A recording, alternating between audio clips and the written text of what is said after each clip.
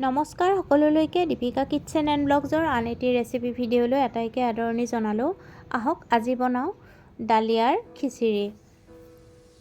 তাৰ কাৰণে কেৰাহী এটা গৰম কৰি ল'ব আৰু গৰম হ'লে তাত ৰাইচ ব্ৰেন অইল জোখমতে দি দিব আৰু তাৰ পিছত মিহিকৈ কাটি লোৱা পিঁয়াজ আৰু জলকীয়াখিনি দি 1 মিনিটমান সময় ভাজি ল'ব লাগিব।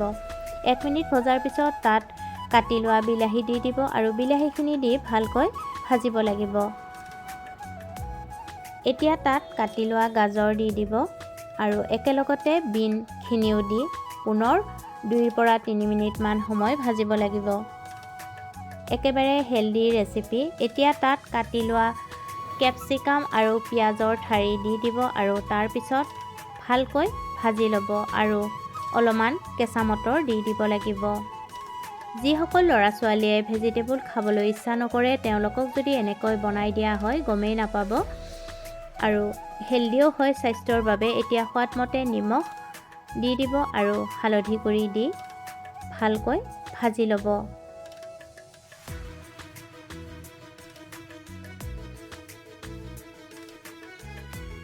এতিয়া তাত ধুই পখালি লোৱা ডালিয়াখিনি দি দিব আৰু ডালিয়াখিনি দি 5 মিনিটমান সময় লৰাই লৰাই ভাজিব লাগিব।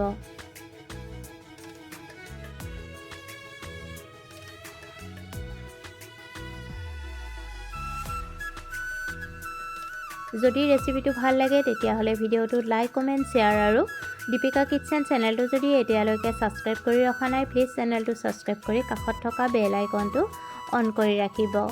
এতিয়া জোখমতে গৰম পানী দি দিব আৰু পানীখিনি দি ভালকৈ মিহলাই ল'ব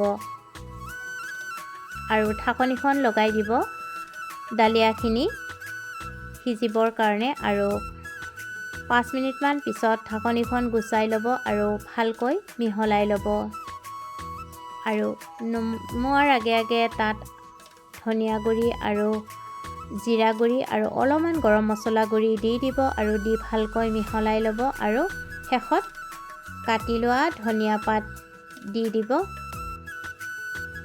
আৰু ধনিয়া পাত দিয়াৰ পিছত ভালকৈ মিহলাই গেছৰ জুই নুমুৱাই থ'ব আৰু নমাই গৰমে গৰমে আপোনালোকে এই ডালিয়া পৰিৱেশন কৰিব।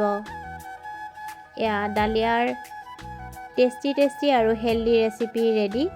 ভিডিঅ'টো ভাল লাগিলে লাইক কমেণ্ট আৰু চেনেলটো ছাবস্ক্ৰাইব কৰি ৰাখিব। পুনৰ উপস্থিত হ'ম এটি নতুন ৰেচিপি ভিডিঅ'ৰ সৈতে আৰু ভিডিঅ'টো শেষলৈকে চোৱাৰ বাবে আপোনালোকক বহুত ধন্যবাদ জনালোঁ। ডালিয়াখিনি আপোনালোকে কেঁচা চালাডৰ সৈতে পৰিৱেশন কৰিব। পুনৰ উপস্থিত হ'ম এটি নতুন ৰেচিপি ভিডিঅ'ৰ সৈতে।